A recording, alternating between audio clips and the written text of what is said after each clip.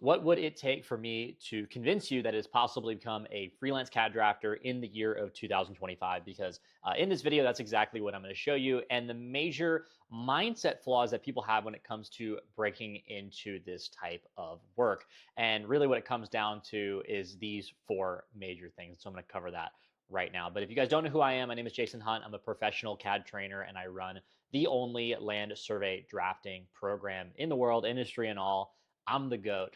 And in this video, again, I'm going to be talking about what it's going to take for you guys to become freelance CAD drafters. If you've ever been interested in making the switch from a skill set that you've had that you maybe learned in high school, college, if you're a professional that's already working inside of the industry, but you want to take that skill set and go freelance, the things that you want to look out for and how you can actually begin. And so I'll start right here. And this is kind of a part of my presentation, which is just pretty much what the reasoning is behind this. You know, a lot of the different questions that people have. How do I even start? Where do I find clients? What do you even charge? And how do you compete with overseas talents? And I'm going to probably shift the way that you think about this quite a lot to what you think of as far as like, oh, I have this skill set, so therefore I can make money doing so freelance. That's not the case. And so sorry to burst your bubble, but I will be making you think a little bit differently on this fact today. So let's jump right into things. So for starters, the problem is not about getting clients. In fact, a lot of the students that work with me, their issue is they have too many clients.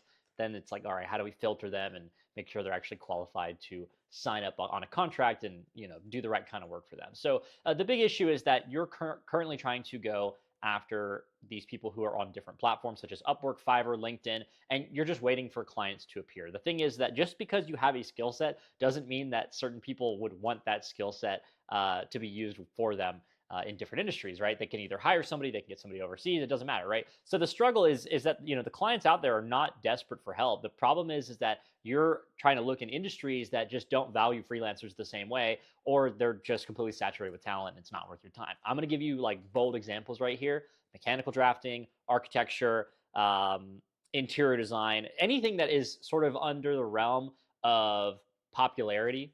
Let's just put it that way. You're probably going to be in a situation where there are a ton of people that are going to be doing the exact same shit. So where does that put you when you come into the fray? And yeah, you could argue, okay, well, there is a market, so therefore there's demand for it. But the problem is that with the rise of these different AI technologies, and again, I could show you a ton of them where right now you can quite literally just type in a little prompt and it'll design a 3D model for you, and then you can tweak off of that. So anybody can really do this kind of thing.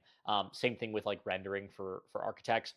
It's just raced the barrel to the bottom. And the problem is it's not something that you're going to grow for the future. And you're probably worried about your actual job itself if you're in this industry right now, especially if you're watching this video. And what can you do about that? So again, the harsh reality is that this is not the place where you want to look. There's actually very few industries that are worth their salt when it comes to going freelance and making an income doing this on your own. So let's really kind of dive into that. And so because of this, is what makes these industries actually not worth your while? Well, for starters, there is going to be, number one, too much supply and not enough demand. That's pretty simple. The margins are very slim, but then most importantly, this is arguably the most important: zero repeat business. I want you to ask yourself right now, is the industry that I know something that I can get a client and that client is going to pay me on recurability? And really what that comes down to is B2B versus B2C. You might be asking, Jason, what the fuck is that? I don't know what that is. I'm not a business person. I don't know what that means. But B2B is business to business. So that means I'm going to a business, I'm offering my services, and they're paying for me. Whereas B2C is I'm going to a customer, that customer's paying for whatever services that I'm providing, right? And that's who I provide it to. The problem with B2C inherently is you're going to consumers. Consumers have less money than businesses. Hey, pro tip, businesses got money, all right? They got the cash to spend. In fact, if you really want to dive into it, businesses are incentivized to spend money in the United States because that's how their taxes work.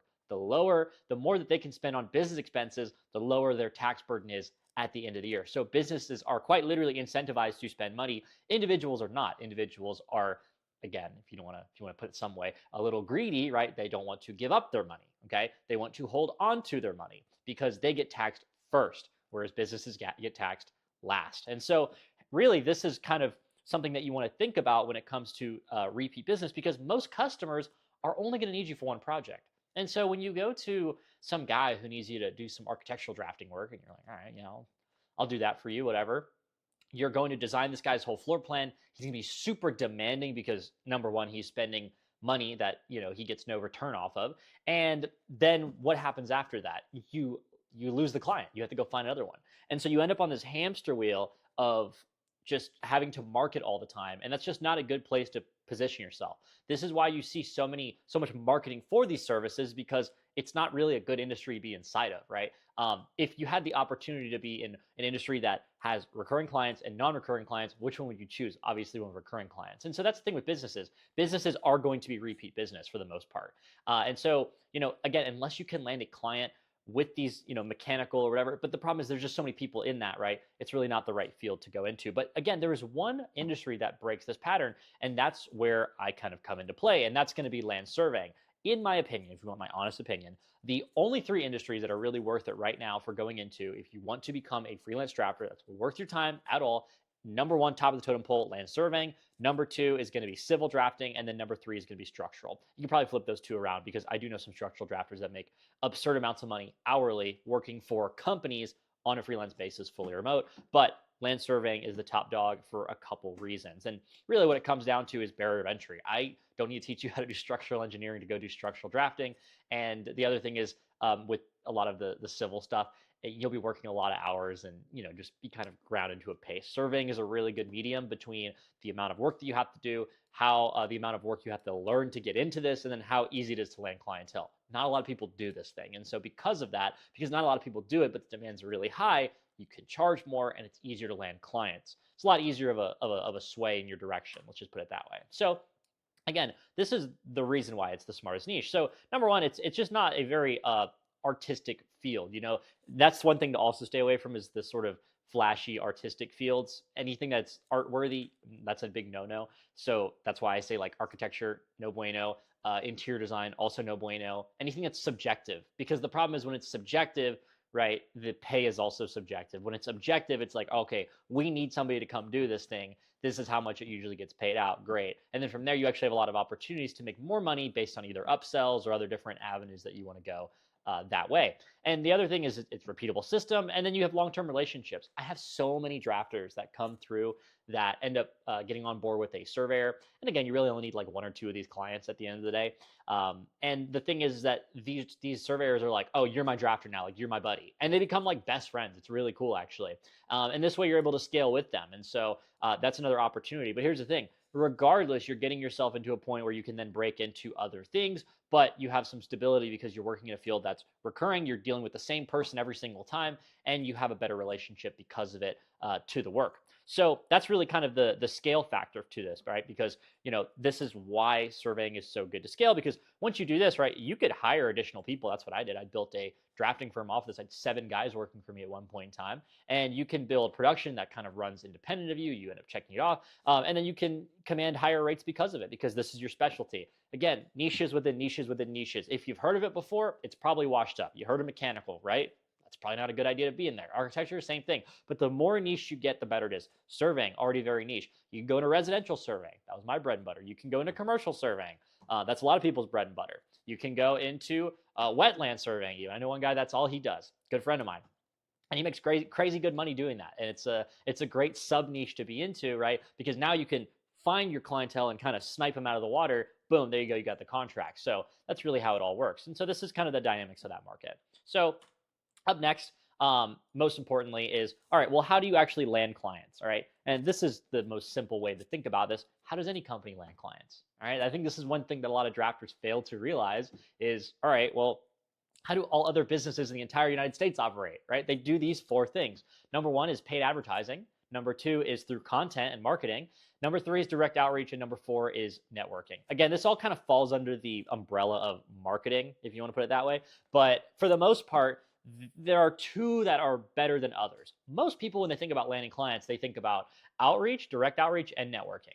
I'm going to go to somebody and say, hey, by the way, do you need this kind of work? The problem is direct outreach is dead, okay? And with networking, the thing is that if you already had a network, this wouldn't be a problem for you, right? So growing that thing takes a lot of time. These 2 take a while, right? And the thing is that for both direct outreach and for networking, the issue is that when you put effort and energy into it, the gains are not seen for a later period of time, right? There are no gains afterwards. What I mean by that is if you pick up the phone and you call somebody, you call people for 5 hours doing cold calling, you call companies, right? The second you put that phone down, what is it doing for you? Nothing. So that system was 5 hours in, 5 hours out, that's it. Whereas opposed to paid advertising and content marketing, you could spend maybe 20 minutes on something. And I mean, I don't know if you've ever seen certain YouTube or TikTok videos that if they get a couple thousand views, that is hundreds of hours of watch time that have been seen by X amount of people. Now, again, we're not really doing that as far as a B2C side of things. We're trying to target businesses. But regardless, with advertising, you can snipe that business, exactly who you're looking for with the exact sub niche that they're already working inside of, because you say, hey, I do this type of work for this type of survey. I do wetland surveys for licensed surveyors. That's it. Boom. And that is how you get in front of them, because they obviously see that and they're like, oh, well, this person does this. It's super niche. They must know what they're doing. Let me talk to them. Same thing with the content. It's something that grows over time where you put a little bit of effort in, and then also it's free. Here's a little pro tip for you guys, okay? Every single one of these things costs you something except for content. Content takes a little bit of your time, obviously. So content takes a little bit of time, and that's what it costs you. Paid advertising costs you literal dollars. But the one thing about direct outreach and networking, so direct versus networking. With direct, what you're doing is when you do direct outreach, you're burning potential social capital. What do I mean by that? Well, let's say you call somebody and then they just like block you, they hang up the phone, and you never talk to them again. That's you're never going to get money from them. So the potential capital that you would have gained from a deal with them is now essentially zero. So that's what you're burning by doing direct outreach. That's why it's kind of unsavory, because so many people do it all the time nowadays. It's not different. You get somebody that comes up to your front door and they're like, oh, hey, I'm working with your neighbor so and so, do you need help with your roof? And you're like, fuck off, go away, I don't need you. I hate solicitors. And so the same thing is a little bit different with networking. What are you paying with here? Okay. And what you're paying with here is actual social capital. So social capital that you've built up over time, right? You're burning through that when you go to somebody and say, hey man, like, anyone that needs XYZ, or you think you can help me? I need a job. Like, that's what you're burning when you have this. Again, you can build this up, but you have to be careful, because again, direct outreach, you do it too quickly. Now here's the thing.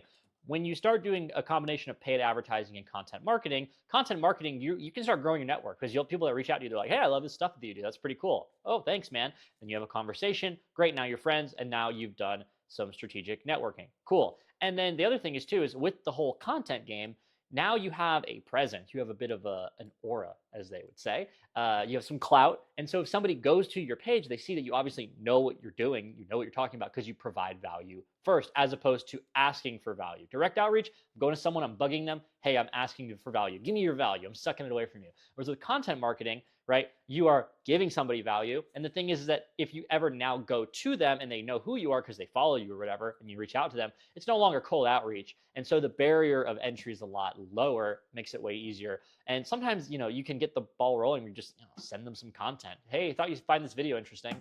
And then you have a conversation with them. Now it's no longer direct outreach. It's now networking. So that's really the compounding effect of this whole entire thing. That's probably one of the most important things I wanted to cover today.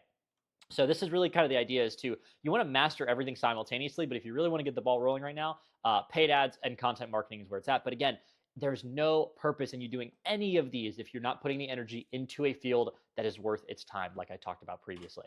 So here's the reason why ads is actually your most, your best lever, okay? And really the big thing is because of these algorithms that exist within these different platforms. And so the major ones that you've probably heard of is Meta, that's Facebook, Instagram. You have LinkedIn, which I'll talk about that in a second. You have TikTok, and then you also have YouTube, which is Google. And so most businesses, they kind of flop because what they're doing is they're just running Google ads. And so that's only if someone's typing in a specific keyword, like, oh, need drafter for this specific thing, right? And then hitting the enter button. And if you happen to pop up, there you go. So you're kind of cued in by keywords, right?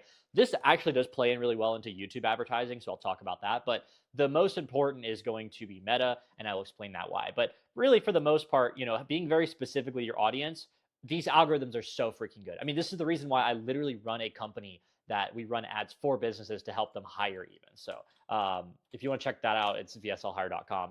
This is another business that I run. It's pretty cool. There's Tony. Anyways, so on to the next. Whoops.